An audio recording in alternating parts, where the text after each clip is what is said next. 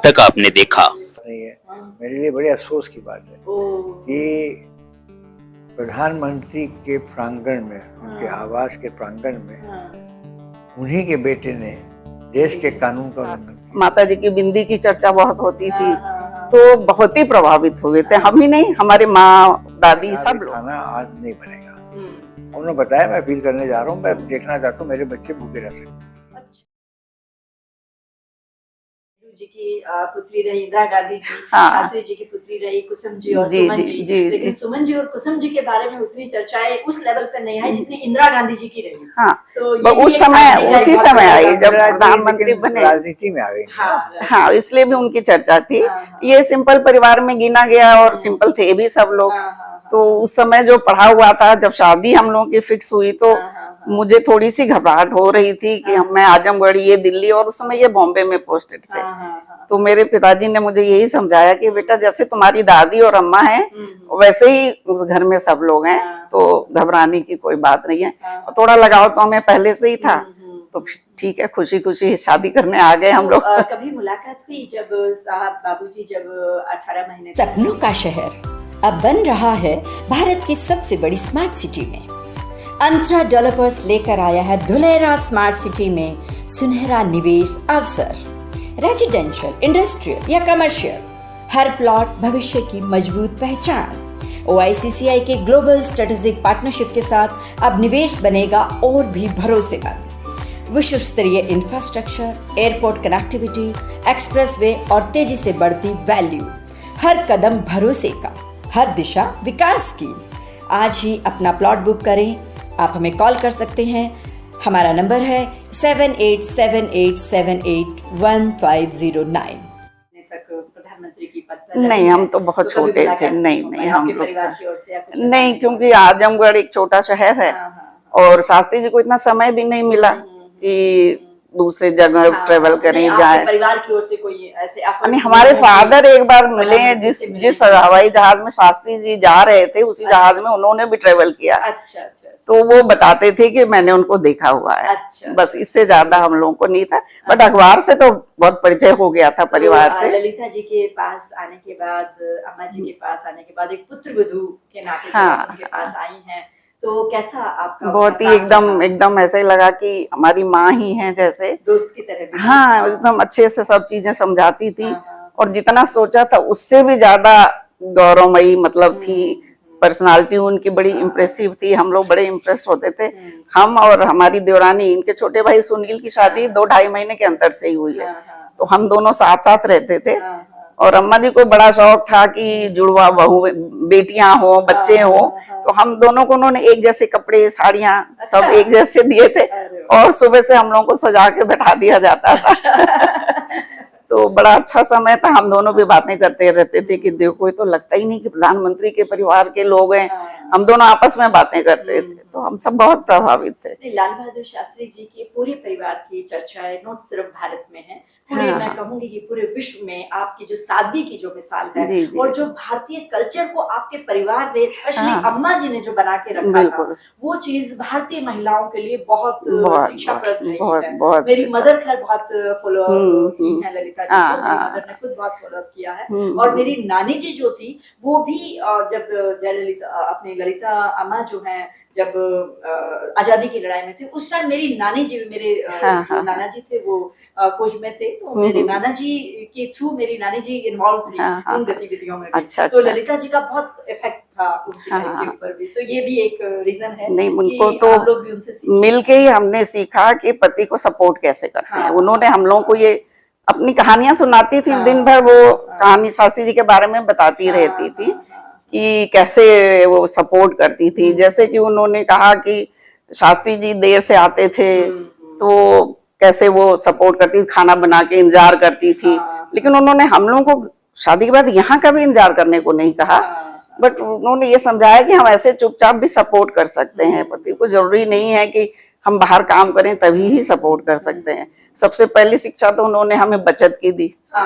उन्होंने हमसे कहा कि देखो घर में खाना बनना है, मान लो 14 आलू बनने हैं तो तुम 10 आलू बनाओ, 4 आलू निकाल के रख दो। 4 दिन बाद तुम्हारे लिए चौथे दिन का खाना के लिए सब्जी मिल जाएगी। अरे वाह, उस तरह से उन्होंने छोटी सी चीज से बचत करना सिखाया। बताइए। फिर कहने लगे कि जब घर में कुछ नहीं हो तो कैसे खाना बना के लोगों को खिला सकते हैं, वो सिखाया। अच्छा। कि बेसन की सब्जी बना दो तो ये बना दो तो वो बना दो। अरे वाह। इस तरह से उन्होंने हम लोग को वगैरह बना के रखती होंगी, हाँ। अचानक कोई मेहमान आ जाए तो एटलीस्ट उसको क्योंकि हमारी शादी हुई तो हम खुद ही 19 साल के थे हाँ। और सीधे पढ़ते पढ़ते यहाँ आ गए थे। तो आप जो कुछ भी हैं अम्मा जी की ही वजह से अच्छा, हैं। अम्मा ने ही आपको सब फिर कुछ उन्होंने ही education मुझे आगे ट्रेन बढ़ा। किया। हाँ, खाने से लेके सोशल गैदरिंग में जाने तक भी जो कुछ भी सीखा वो यहीं आके सीखा है। तो अम्मा जी से तो हम सब बहुत। सपनों का शहर अब बन रहा है भारत की सबसे बड़ी स्मार्ट सिटी में। अंतरा डेवलपर्स लेकर आया है धुलेरा स्मार्ट सिटी में सुनहरा निवेश अवसर। रेजिडेंशियल, इंडस्ट्रियल या कमर्शियल, हर प्लॉट भविष्य की मजबूत पहचान।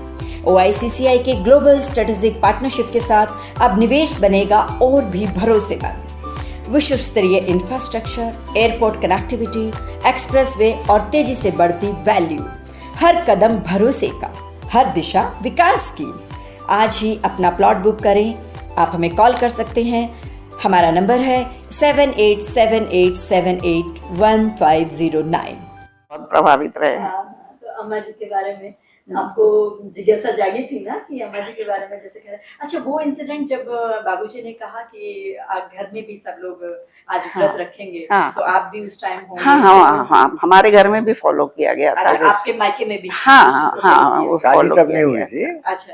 हाँ, शादी वो तो उस time पे। हाँ, छठी क्लास में थे हम तो। ये कह रही है हाँ। कि बचत जो है ये करती हैं, हाँ। लेकिन कभी कम पड़ता है तो मुझसे मांग लेती हैं पैसे। वो उन्होंने कहा कि पति के पैसे पे पत्नी का हक होता है। तुम किसी से झूठ मत बोलो। बस पति से ये झूठ बोल सकती हो कि तुम्हारे पास पैसा नहीं है होने का पर भी, क्योंकि बचत ऐसी ही होती है। पति की जेब से पैसा निकालने का पत्नी को अधिकार होता है। और दूसरा उन्होंने हमसे कभी इन लोगों को ऊंची आवाज में हम लोगों से बोलने नहीं दिया, किसी भी अपने बेटे को। उन्होंने कहा, शास्त्री जी कहते थे कि जो अपनी पत्नी पे हाथ उठाता है या आवाज ऊंची करता है उसको फांसी चढ़ा देना चाहिए। तो इन लोगों ने कभी भी हम लोगों को तेज आवाज में बोल नहीं सकते थे। और अम्मा जी फौरन समझ जाती थी कि कुछ हुआ है, जरा सा भी मुंह पे कुछ आए, क्या बात है, अनिल ने डांटा क्या, अनिल ने कुछ कहा क्या, फौरन। और दूसरी उनकी खासियत थी कि खाना अपना खाने से पहले वो जरूर हम बहुओं के बारे में इंक्वायर करती थी कि मंजू ने खाना खाया कि नहीं, मीरा ने खाना खाया कि नहीं, विभा, नीरा, हम 4 बहू हैं। हर किसी से पूछती थी खा लिया कि नहीं खा लिया, खा लिया कि नहीं खा लिया। उसके बाद ही खाना खाती थी। उल्टा था, मतलब हम लोग क्या पूछे वो हम लोग को पूछती थी। बेटी मानती थी। बिल्कुल बेटी मानती थी। सुमन कुसुम के जाने के बाद भी ऐसा कोई भेदभाव नहीं हुआ कि मीरा या अंजू जी हैं, विभा जी हैं तो ये मेरी बेटियां नहीं है, ये मेरी बहू? नहीं, बहुएं बेटियों से ऊपर थी हमेशा। यही एक मिसाल है। खैर, ये क्वेश्चन तो हमारा हुआ, क्या कभी ऐसा हुआ जब उन्होंने सिद्धांतों के लिए परिवार की सुविधा और व्यक्तिगत लाभ का त्याग किया हो? वो ऑलरेडी आप आंसर दे ही चुके हैं, कुछ और है इसके अलावा तो आप बता सकते? नहीं, देखिए, सबसे बड़ा तो त्याग था कि वो। मैं इस क्वेश्चन को दोबारा कर लेती हूँ, इसको बीच में कट कर देता बेटा। क्या कभी ऐसा हुआ जब उन्होंने सिद्धांतों के लिए परिवार की सुविधा या व्यक्तिगत लाभ का त्याग किया हो? ऑलरेडी वैसे आप बता चुके हैं, लेकिन कुछ और भी ऐसे इंसिडेंट होंगे। देखिए, एक तो आज़ादी के पहले मेरे तो आज़ादी के बाद जन्म हुआ 1948 में। लेकिन आज़ादी के पहले जैसे मेरी माँ ललिता शास्त्री बताती थी कि जैसे कि वो जेल में थे और हरि भाई जो मेरे सबसे बड़े, उनके मेरे बीच में एक बहन और हुई थी, तो वो बीमार पड़ गई थी। और बीमार पड़ गई थी तो उनको शायद टार गया जेल में शास्त्री जी को कि भाई आप आ जाइए। तो उन्होंने पैरोल के लिए अर्जी दिया, अप्लाई किया। तो जेलर ने कहा कि आपको हम दे देंगे परमिशन, प्रोवाइडेड आप जो है हमें लिख के दे दें कि अब आप जो है इस सरकार, अंग्रेजी सरकार ब्रिटानिया, तो सरकार के खिलाफ आप काम नहीं करेंगे। देखो, वहाँ पर भी वो लोग सौदागरी कर रहे थे। तो उन्होंने मना कर दिया। उन्होंने शास्त्री ने कहा नहीं गया, उसके उनकी डेथ हो गई। बाद में उसको जेलों को ले आई तो उसने फिर अलाउ कर दिया, तब तो लेट हो चुकी थी बात। तो मतलब ये है कि एक तो ये बहुत बड़ा उन्होंने अपने घर को, दूसरा ये है कि घर में जैसे कि मैंने कहा कि हम लोग टांगे से जाते थे, और वो चाहते तो हमें सरकारी गाड़ी भी उपलब्ध करा सकते थे। तो अब उनके सिद्धांत ये उनको कहते थे कि आप सरकारी गाड़ी जो है सरकारी काम के लिए इस्तेमाल कर सकते हैं, परिवार के लिए नहीं। तो हमको सुविधा जरूर होती थी, गर्मियों में हम लोग टांगे। सपनों का शहर अब बन रहा है भारत की सबसे बड़ी स्मार्ट सिटी में। अंतरा डेवलपर्स लेकर आया है धुलेरा स्मार्ट सिटी में सुनहरा निवेश अवसर। रेजिडेंशियल, इंडस्ट्रियल या कमर्शियल, हर प्लॉट भविष्य की मजबूत पहचान। OICCI के ग्लोबल स्ट्रेटेजिक पार्टनरशिप के साथ अब निवेश बनेगा और भी भरोसेमंद। विश्व स्तरीय इंफ्रास्ट्रक्चर, एयरपोर्ट कनेक्टिविटी, एक्सप्रेसवे और तेजी से बढ़ती वैल्यू, हर कदम भरोसे का, हर दिशा विकास की। आज ही अपना प्लॉट बुक करें। आप हमें कॉल कर सकते हैं। हमारा नंबर है 7878781509। टांगे से जाते आते रहते थे, टांगे से जाते थे। मुझे याद है कि प्राची साइकिल से भी छोड़ता था। एक बार यहीं जैसे ही जनपद में निकला तो वो साइकिल पे मेरा पैर आ गया और गिर गया। बहुत छोटा था, तो पता नहीं कितने दिनों बैंडेज लगता था। बैंडेज 2-3 महीने लगा रहा। तो साड़ी की ताड़ियों में पैर आ गया होगा। हाँ, उसमें आ गया था। टर्न करते समय तो आगे वाले उस पे बैठा था। मैं देखा बहुत ही छोटा हूँ, आगे अगर उस पे बैठा था, हैंडल नहीं, वो रॉड जो होता है, हाँ उसमें जो रॉड था, डंडा होता है, उसी से हो गया होगा। तो मतलब ये है कि उन्होंने जहाँ सिद्धांत का मामला आया तो वहाँ पे उन्होंने जो है कभी अपने सिद्धांत के साथ समझौता नहीं किया। परिवार को चाहे किनारे कर दिया, लेकिन सिद्धांत किनारे नहीं किया। ऐसे वो ख्याल रखते थे परिवार का, हालचाल का। हम तो बीमार पड़ते थे, कुछ होते थे, हमेशा डॉक्टर को बुलवाना, सब वो सब उसमें बहुत मतलब उसमें कोई कमी नहीं रखते थे। लेकिन जहाँ जैसे कहा कि प्रिंसिपल की बात हुई तो उस प्रिंसिपल को वो पूरा निभाते थे। आपके पिता ने आपको जीवन का सबसे बड़ा कौन सा ऐसा पाठ पढ़ाया जिसे आप आज भी जीवन में फॉलो कर रहे हैं? ईमानदारी, कमिटमेंट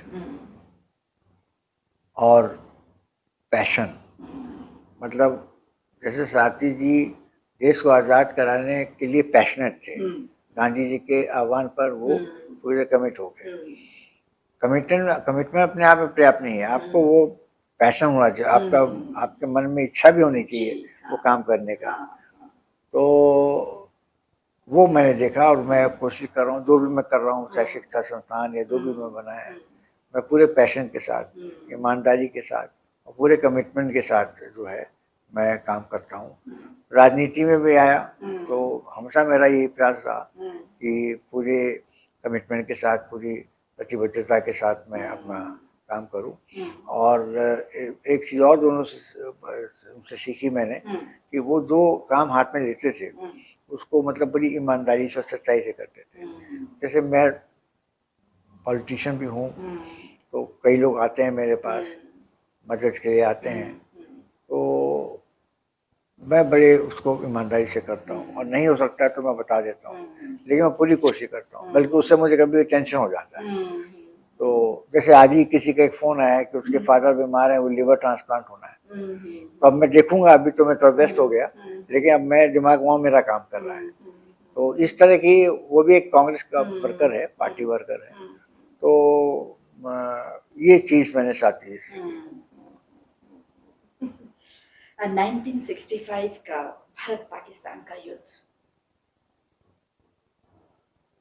उस युद्ध के दौरान आपने उन्हें किस रूप में देखा? एक प्रधानमंत्री के रूप में, एक नेता के रूप में, या एक चिंतित पिता के रूप में? मैंने प्रधानमंत्री के रूप में ज़्यादा देखा, पिता क्योंकि उनका समय नहीं था, लेकिन प्रधानमंत्री के रूप में मैंने देखा किस तरह से। मैं उस समय सन 65 में लड़ाई जब हो रही थी तो मैं 17 साल का हो गया था, 17 साल का हो गया था। तो उस समय मैं कॉलेज में जा चुका था, स्कूल में था पहले, 19 महीने थे ना, तो पहले जून में बने, जून में मैं 11वीं क्लास में था। और उसके अगले साल 9 जून 1964 को, हाँ, उसके 1965 में जुलाई में मैं कॉलेज सेंट स्टीफेंस कॉलेज में पहुंच गया। तो आधा इधर आधा ऐसे रहा। तो कॉलेज में जब मैं गया तो मैंने देखा किस तरह से वो देश का नेतृत्व कर रहे हैं।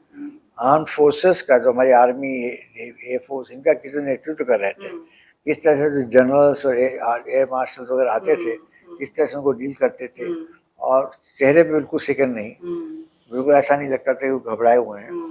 और समय समय पर देशवासियों से संबोधित करते थे। ऑल इंडिया टेलीविजन था नहीं, ऑल इंडिया रेडियो पे संबोधित करते थे, आह्वान करते थे हाँ, सभी का, हाँ, जोश सब भरते बात थे करते, सारी हाँ, खुशियों नहीं में। वो खबर कहते रहते, हाँ, हाँ, मतलब आज की तरह नहीं हो, वो खबर देते थे कि भाई आज यहाँ हुई, हमारी फौजें यहाँ गई, ये है यहाँ, हमने इतने मारे, यहाँ हमारा नुकसान हुआ, सब पूरी तरह से। इसीलिए लोगों का बहुत उन पे विश्वास था, ये जो बता रहे हैं सब सच्चाई के साथ बता रहे हैं। फिर पार्लियामेंट में मैंने देखा कि जब पार्लियामेंट बुलाई उन्होंने लड़ाई के दौरान, और लड़ाई के दौरान पार्लियामेंट को बता रहे थे, तो ये सब चीज मैंने देखी एज प्राइम मिनिस्टर, और इसीलिए आज भी उतने लोकप्रिय हैं। फिर उनका वो जय जवान जय किसान का नारा, मैं तो उनके साथ था। 1965 में अक्टूबर का महीना था, और इलाहाबाद गए थे तो मैं भी गया था साथ में। तो वहाँ से वो उसके और मांडा के बीच में उर्वा एक है ब्लॉक, वहीं पर उनकी विशाल मीटिंग, बहुत बड़ी मीटिंग थी। तो वो उस मीटिंग में उन्होंने जय जवान जय किसान का नारा, तो उस समय तो शायद मैं इतना नहीं समझ पाया, लेकिन बाद में मैंने जब और भी प्राइम मिनिस्टर देखे तो मैंने ये रियलाइज किया कि मतलब ही वाज लीडर इन। सपनों का शहर अब बन रहा है भारत की सबसे बड़ी स्मार्ट सिटी में। अंतरा डेवलपर्स लेकर आया है धुलेरा स्मार्ट सिटी में सुनहरा निवेश अवसर। रेजिडेंशियल, इंडस्ट्रियल या कमर्शियल, हर प्लॉट भविष्य की मजबूत पहचान। OICCI के ग्लोबल स्ट्रेटेजिक पार्टनरशिप के साथ अब निवेश बनेगा और भी भरोसेमंद। विश्व स्तरीय इंफ्रास्ट्रक्चर, एयरपोर्ट कनेक्टिविटी, एक्सप्रेसवे और तेजी से बढ़ती वैल्यू। हर कदम भरोसे का, हर दिशा विकास की। आज ही अपना प्लॉट बुक करें। आप हमें कॉल कर सकते हैं। हमारा नंबर है 7878781509। The true sense of the word, leader क्या होना चाहिए, देश को किस तरह का नेतृत्व मिलना चाहिए इस तरह के मुश्किलातों के बीच में। अच्छा, यही नहीं, साथ में यहाँ पे आपको खाने की कमी, आपको अनाज की कमी, और मेडिकल फैसिलिटीज, हर तरह से, मतलब और उस टाइम में तो इतना कुछ था ही नहीं। 1965 की अगर हम बात करें तो अच्छा, चीन हमारे खिलाफ था, अमेरिका खिलाफ हो गया था, रूस पर हम निर्भर थे उस जमाने में, सोवियत यूनियन था, सोवियत संघ था वो। तो इसलिए मैंने उनको एज प्राइम मिनिस्टर देखा, और एज ए फादर तो देखने का ऐसा कोई मौका है नहीं, क्योंकि वो भी जो उन्होंने हम लोग को भूखा रहने के लिए कहा, वो भी देश के लिए था एज प्राइम मिनिस्टर। तो उन्होंने जो हम लोग से कहा, वो भी एज प्रधानमंत्री के रूप में कहा कि मैं बोलने जा रहा हूँ। अभी 7 मई 2025 को जब भारत ने पाकिस्तान के ऊपर सर्जिकल स्ट्राइक की रात में 1 बजे और 20 मिनट में जो भी कुछ करना था करके आ गए, उस टाइम सारे देशवासी, आप किसी भी मीडिया को आप उठा के देख लीजिए, सारे देशवासियों की एक ही डिमांड थी कि जब लड़ाई छिड़ ही गई थी, शुरू हो ही गया था, वो लगातार गलतियों पे गलतियां करता जा रहा था, तो क्यों नहीं लाल बहादुर शास्त्री जी की तरह एक बार में ही सारा पाकिस्तान जो है ना ले लिया होता, बाद में फिर उसे घुटनों पर लाते, जैसे लाल बहादुर शास्त्री जी ने घुटनों पर लेके आए, अयूब खान को नीचे झुकने को मजबूर किया, भले ही वो हाइट में बड़े थे, बट फिर भी उन्होंने कहा कि अयूब खान नीचे नजर करके देखेगा और मैं ऊंचे नजर करके देखूंगा। तो उस चीज का भी उन्होंने पूरे वर्ल्ड को एक संदेश दिया कि आप कितने ही ऊंचा उड़ ले, आखिरकार आपको देखना नीचे ही पड़ेगा। तो जब भी देश के ऊपर, चाहे इंदिरा गांधी जी ने देश के भले ही 2 टुकड़े कराए हो, बट फिर भी उस टाइम में ये बात कही गई थी कि अगर लाल बहादुर शास्त्री जी होते तो जम्मू कश्मीर वाला मुद्दा सुलझा चुके होते, ये पाकिस्तान और बांग्लादेश का जब अलग अलग पार्टीशन करवाया था। तो मीन्स उनके जो ये जो 1965 का जो युद्ध है ना, वो नॉट ओनली भारत, पूरा विश्व इस बात का एग्जाम्पल मानता है कि अगर शुरुआत हो गई तो उसको मुकाम तक लेके जाइए। और हमारे देशवासियों को तो एटलीस्ट ये हमेशा से पुकार रही है। तो ये एक बहुत ही जबरदस्त जो उनका निर्णय था, फौज को बिल्कुल पूरी तरह से गाइड करना और फौज को बोलना कि जहां तक जा सकते हो जाइए। और फिर जब ये रहा कि नहीं, हम मानवता के खिलाफ नहीं है, हम इंसानियत के साथ हैं, तो युद्ध विराम भी उन्होंने कर दिया। ये चीज थी। मिस भले ही युद्ध विराम वो करने गए, वो क्वेश्चन कर आगे, मैं अभी उस क्वेश्चन पर नहीं आना चाहती हूँ क्योंकि बहुत ज्यादा इमोशनली फिर हो जाएंगे हम सारे ही। अभी पहले हम यहीं पर रहेंगे। तो जय जवान का खैर आपने दिया, तो जय जवान जय किसान का जो नारा उन्होंने दिया वो एक वाक्य नहीं है, एक विचारधारा बने, इसके पीछे उनकी सोच। मैं समझता हूँ कि उन्होंने नारा दिया था तो उनका ऐसा मानना था कि जो देश अपना पेट नहीं भर सकता उसका सम्मान दुनिया में हो नहीं सकता, और जो देश अपने सरहदों की रक्षा नहीं कर सकता उसका भी कोई सम्मान नहीं कर सकता। तो ये जय जवान जय किसान का के नारे के पीछे यही मैं समझता हूँ उनकी सोच थी। उन्होंने कोई शेयर तो किया नहीं हम लोगों से कि क्यों दिया, दे दिया, बस ये हम जानते हैं। और दूसरा ये कि वही एक स्वावलंबन का प्रतीक, और ये नारा जो है आपको एक तरह से कहता है कि प्रधानमंत्री साथी ने कहा कि आप स्वावलंबन रहिए। ठीक हिंदी बोल रहा हूँ, स्वावलंबन मतलब आप अपने सेल्फ रिलायंस अपने आप पे रिलायंट रहिए, किसी पे रिलायंस होने की जरूरत नहीं है। तो ये एक इसी के पीछे उनकी सोच होगी। मेरे को उनको एक तरह से उन्होंने अमेरिका को, और जो सुपर पावर थी उस समय अमेरिका, वैसा उनको भी ये बताया, मैसेज दिया कि भाई अब हम अपने सरहदों की रक्षा खुद करेंगे, आप लोग की मदद की आवश्यकता नहीं है, और पेट में अपना खुद बनेंगे, आपकी मदद की आवश्यकता। सपनों का शहर अब बन रहा है भारत की सबसे बड़ी स्मार्ट सिटी में। अंतरा डेवलपर्स लेकर आया है धुलेरा स्मार्ट सिटी में सुनहरा निवेश अवसर। रेजिडेंशियल, इंडस्ट्रियल या कमर्शियल, हर प्लॉट भविष्य की मजबूत पहचान। OICCI के ग्लोबल स्ट्रेटेजिक पार्टनरशिप के साथ अब निवेश बनेगा और भी भरोसेमंद। विश्व स्तरीय इंफ्रास्ट्रक्चर, एयरपोर्ट कनेक्टिविटी, एक्सप्रेसवे और तेजी से बढ़ती वैल्यू, हर कदम भरोसे का, हर दिशा विकास की। आज ही अपना प्लॉट बुक करें। आप हमें कॉल कर सकते हैं, हमारा नंबर है 7878781509। मेरे भारत की सरहदें किसी दूसरे के डिपेंडेंट नहीं होंगी, हम खुद अपने भारत की सरहदों को, मेरा जवान उसे सुरक्षित करने के लिए सक्षम है, और मेरे देश के किसान इतने सक्षम मैं बना रहा हूँ और बन जाएंगे और बन रहे हैं कि मुझे किसी और से, मेरे देश के वासियों के पेट भरने के लिए अनाज की जरूरत नहीं है। तो ये जय जवान जय किसान सच में एक नारा नहीं था, एक बहुत बड़ी विचारधारा जो आज भी भारत का पूरा विश्व फॉलो कर रहा है। तो इसी वार्ता को हम थोड़ा सा, हमें अच्छा लग रहा है ना आप लोगों को भी सुनते हुए। यस, और क्या हम शास्त्री जी के बारे में जाने, तो इसी कड़ी को आगे बढ़ाते हुए कुछ क्वेश्चंस आपसे और रहेंगे, भले ही मैं वक्त से आउट हो रही हूँ, ज्यादा टाइम आपका ले रही हूँ। क्या कोई ऐसी घटना है जो उनके व्यक्तित्व की महानता को दर्शाती हो लेकिन इतिहास की किताबों में दर्ज ना हो? उनका व्यक्तित्व, उनका जीवन तो हम सारी जगह देख ही रहे हैं। मैं बताऊं, अम्मा जी ने बताया था हाँ जी कि जब शास्त्री जी प्राइम मंत्री थे और प्रधानमंत्री भी बने तो बहुत सारे अखबार घर में आते थे। तो उस अखबार के थोड़े दिन बाद ढेर लग जाते थे, तो उसका क्या किया जाए, तो रद्दी में बेचा जाता था। तो वो जब रद्दी में पहली बार बेचा गया तो वो पैसा मिला, तो अम्मा जी ने पहले तो सोचा घर खर्च में ले लें, फिर उनको लगा नहीं, शास्त्री जी से बताना चाहिए कि भाई काफी रद्दी थी ना, हजारों में बिकी थी, तो ये पैसे का क्या किया जाए। तो उन्होंने शास्त्री जी से बात किया इस बारे में, तो उन्होंने कहा ये अखबार सरकारी पैसे से आता है, ये सरकारी खजाने में जमा कर दो। क्या बात है, ये कहीं न्यूज में नहीं आता, ये अम्मा जी ने खुद ही बताया था। तो वो पैसा सरकारी खजाने में जमा होता था। हमें नहीं लगता आज कभी किसी के घर में ऐसा होता होगा। नहीं, कभी नहीं हुआ। आज क्या, शायद उनसे पहले भी नहीं हुआ होगा। नहीं हुआ होगा। शास्त्री जी के जमाने में सब रद्दी के पैसे भी सरकारी खजाने में जाते थे। कोई और इंसिडेंट ऐसा जो आपको भी याद हो, जो जनता को बताना जरूरी भी हो? नहीं, मतलब ये है कि आपका क्या प्रश्न था? में सब लोग जानते हैं, लेकिन कुछ ऐसी बातें जो उनकी महानता को दर्शाती हैं, लेकिन